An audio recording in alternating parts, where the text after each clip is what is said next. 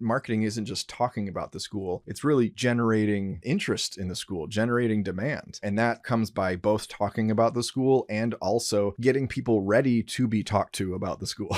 It's a tougher sell to get approval to spend money on content that warms prospective students up to be sold to and has no direct sales component. And yet, if you don't invest budget in the top of the funnel, you're limiting content to primarily being effective with people who are familiar with your school and are already considering you on their short lists. Hey, welcome to the Higher Ed Storytelling University podcast on the EdUp Experience Podcast Network. This is a show dedicated to helping higher ed marketers tell better stories, create better content, and enroll more students. My name's John Azoni. I'm the founder at Unveild, and we're a video production company working specifically with college marketing teams to make it easy for them to scale up and even automate their student and alumni success stories through our subscription approach. And you can learn more about that at unveild.tv, and that's UNVEILD.tv. If you're listening to this podcast for the first time, go ahead and subscribe. We'd love to have you. And if you're wanting your college and university's content to resonate on a deeper emotional level with prospective students, with alumni, with parents, whatever, I want you to subscribe to my free newsletter. Every week I send out tips and insights on creating more emotionally resonant content, including examples and best practices from other institutions, articles and blog posts, that week's podcast episode, and much more. So head over to unveild.tv/newsletter and sign up. All right, let's get on with the show.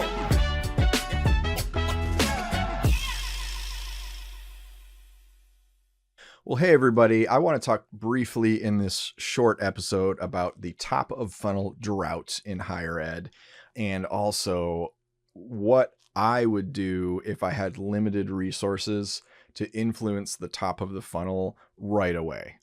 So one thing a lot of colleges and universities lack when it comes to their videos is this, top of funnel content. Top of funnel being, we're not actively trying to sell the school right now. We're just trying to get you interested in the content. We're trying to get you engaged in the content.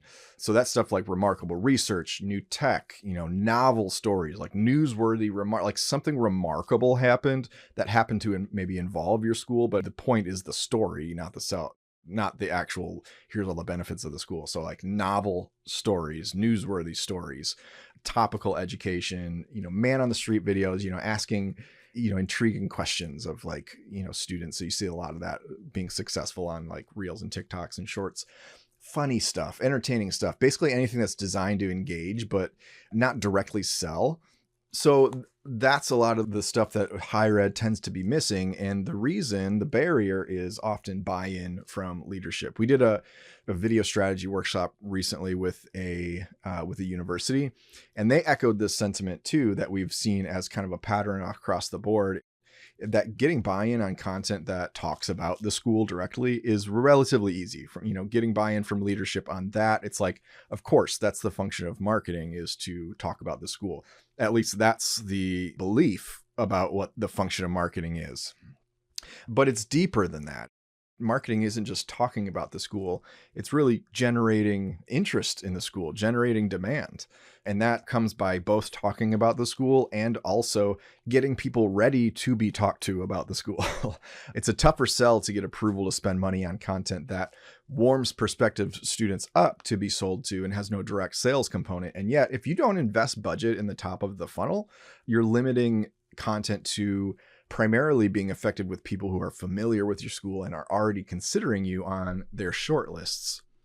So like a sophomore in high school might not be ready for a campus tour video, but they are possibly actively searching for videos on topics that interest them. So maybe that's environmental sustainability or food science or entrepreneurship or like how a suspension bridge works. It's just that type of stuff. They're searching stuff that they're interested in. They're not necessarily searching programs at colleges that meet their interests. Or maybe they are. I'm sure there probably are some people, but those people would be a little further down your funnel. Like the people that maybe aren't quite ready to hear a pitch from your school yet. They're searching different stuff. They're searching to be entertained, to be informed on topics that interest them, to be inspired about topics that interest them. And so if you can develop video content that engages them on the level of their interests, you're more likely to stand out when they're thinking seriously about applying to colleges. It's really no different than the business case for like take your child to work day. So back when I was probably 8 or 9, my mom worked at GM pretty much her whole career, almost ever since I can remember. She had worked at GM. She's retired now, but I still remember vividly the experience that GM put on for me and other kids my age the day that my mom took me to work with her. There was like a whole dedicated take your kid to work day event. And it wasn't just like, oh, like you're allowed to bring your kid to work and they can sit in your cubicle with you and draw pictures on the whiteboard while you do your work, which we did. But this was a dedicated, like, this was an event for the kids that was planned out. And it was really cool. And I remember learning how designing a car works. And I got to design my own vehicle down to picking out the interior fabric for the seats and like a bunch of other stuff. I remember being sort of schlepped from one station to the other. And I remember sitting in my mom's office that day, like, I don't know, we were ready to go home or something. I was like drawing pictures of cars and stuff. And I remember declaring that day that I wanted to be a car designer when I grew up. And close as I got to it was going to art school. I went to one of the top art schools in the country for industrial design. So a lot of my friends design cars, a lot of my art school friends. I was over in the artsy fartsy fine arts department making abstract paintings and portrait paintings and stuff like that. So I got, adjacent to designing a car, but never fully committed. But GM, definitely got in my head that day. I mean, I still remember that. So, had they shown us car commercials and said, here's all the reasons you should buy a GM car instead of a Chrysler, there would have been a major disconnect there. Cause I'm like, I don't care. Like, I don't care what this tech does, that makes driving easier. I'm 9 years old. I care about like Ninja Turtles and stuff. And so that's really how top of funnel content is designed to work. It's designed to prepare people to be sold to, but it's not doing the selling. And leadership tends to have a big problem with anything that's not actively selling. If it's preparing, it's like, that's not the real marketing stuff. That's not like the real marketing. So Ryan Morabito, I'm pulling up this post right now that he posted recently. Ryan Morabito, brand strategist over at 5 Degrees Branding, posted on LinkedIn. He's got his famous, I'm going to tell you another truth about higher ed marketing series that he does on LinkedIn.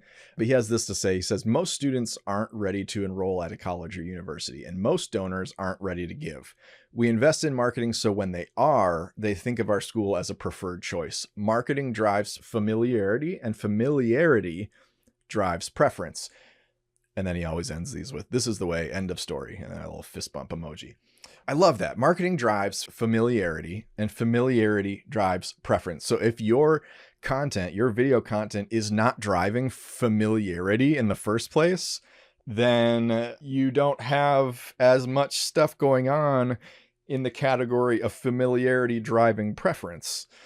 So that's why we really advocate for top of funnel strategies in the mix of doing the other stuff. So here's kind of the difference.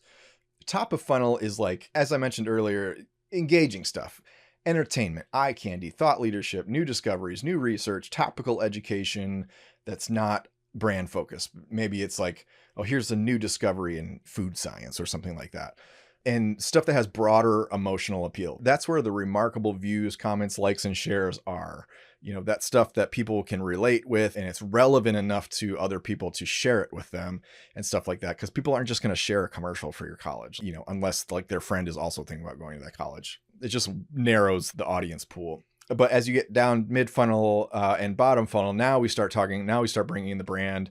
Personal stories and testimonials, like what Unveiled does, is really cut out for like mid and bottom funnel stuff, like student, and alumni testimonials that have a direct, sort of like persuasive appeal, where we're trying to move people from like, here's a story that you can relate to, and here's why you should come to the school. So that's where that kind of stuff starts to come in, as you get further down the funnel, more specific things like that people that are really like ready to decide in a college would care about, like campus tours and, what's the food court like there, or like, what kind of clubs and organizations are there, that kind of stuff. So that's kind of the difference. The challenge is, how can we get stuff at the top of the funnel? Well, number one, when we work with colleges at Unveiled, we really try to have all stages of the funnel in mind. So when we're sitting with a student, we're going to do a really in-depth interview. We're going to ask them not just stuff that's like, well, why blank? So we worked with Miami University recently. So we asked a lot of questions in the category of like, why Miami? Why should someone come to Miami? But we also asked, the person whose story we were telling was in their nutrition department. We asked stuff about her personal story, which, she struggled with health issues on and off, through middle school and high school. And that's kind of how she stumbled into nutrition and a passion for food as medicine and that kind of thing. But then we also, asked some like really top of funnel stuff that's like, tell me about food as medicine, or like, what is a platform that you stand on? Like, stand on your soapbox right now and tell me something. Like, what is it that you believe?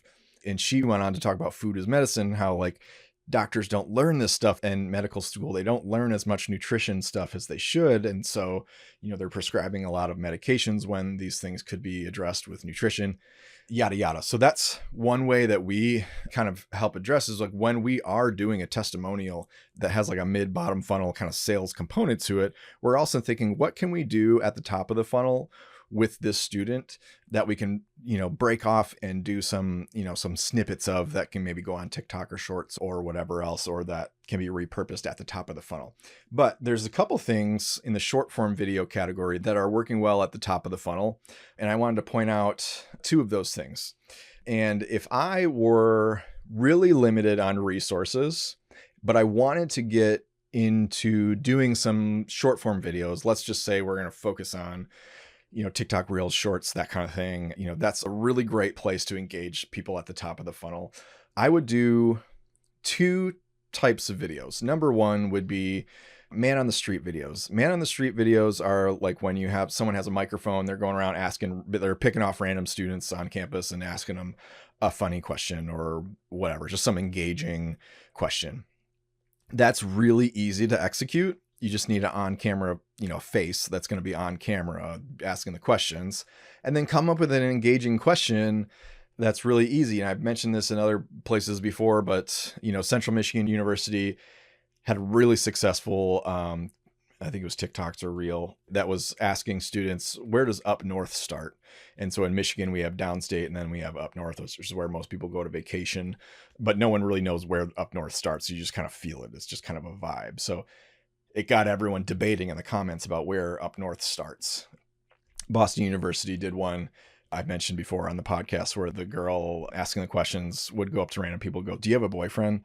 And then if they said yes, it's like, do you want to call him and tell him you love him? And it was for Valentine's Day. So they put the phone call on speaker, and it was like just this funny kind of awkward, cute moments with people just randomly calling their significant others and just saying, I love you. So like those are things you could play in that sandbox in a lot of different ways, lots of variety. Really, your job comes down to come up with a bunch of fun questions that we can ask that are going to get people talking, not only on camera, but in the comments. And then just go film a bunch of those. And you can do those with an iPhone. The other thing is thought leadership. I think thought leadership is some of your lowest hanging fruit in higher ed. Presumably you have world-class faculty, because every college seems to say they have world-class faculty and giving lectures on important stuff. I mean, obviously people are learning stuff. So just take the camera to an interesting class and, probably with permission, but film an interesting lecture. And then maybe break that up into little snippets that are interesting. I know Harvard Business School went massively viral with that approach. Rafi Dersimonian from ERI and his team there partnered with Harvard Business School and their internal production team there, and they filmed a classroom of this one teacher, leading a debate on this one business situation. It was like a crisis moment, and what should you do as the founder of the company, or like the CEO or something like that. And it was a really sort of debatable situation. It was like the room was really divided. So this got like millions and millions and millions of views. And really, it was very simply produced. It was just filming a lecture that was already going to happen anyway.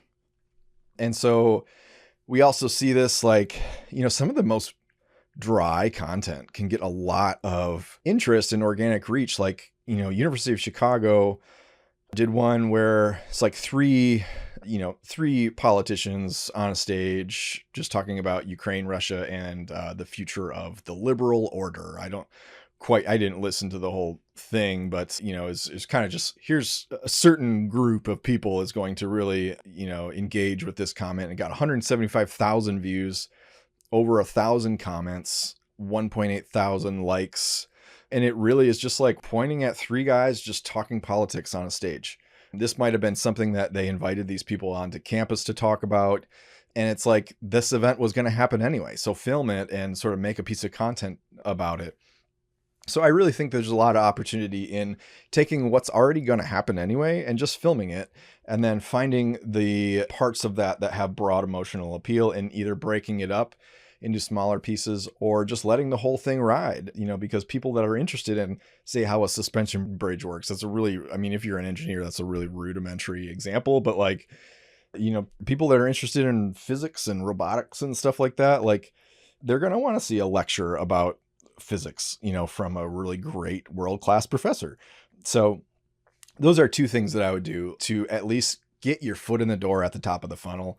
It's important to warm people up to be sold to, because no one goes online to scroll commercials. Nobody goes online to hear, somebody's testimonial about a college. That's usually for people that are further along in the process. So we need to create that content that for people that are further along in the process, but we also need to create content for people that are just out there, not quite ready yet to be sold to. How can we engage them in entertaining stuff? Those would be 2 things that I think you could do quite simply without necessarily needing to hire a whole video crew, outside video crew, or staff and, in-house video team. So that's all I got for you today. I hope you got something out of this, and we'll see you on the next episode. Thank you so much for listening.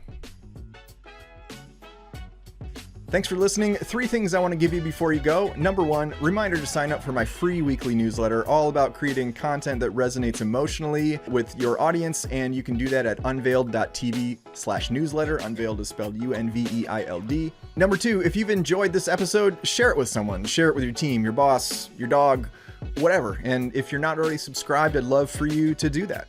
Number 3, reach out to me. If you have comments, questions, you want to talk about a video project, whatever, my email is john@unveild.tv. John is spelled John, or follow me on LinkedIn. If you're searching for me, my last name is spelled Azoni. That's all for today, and I look forward to catching you on the next episode of the Higher Ed Storytelling University podcast. Thanks.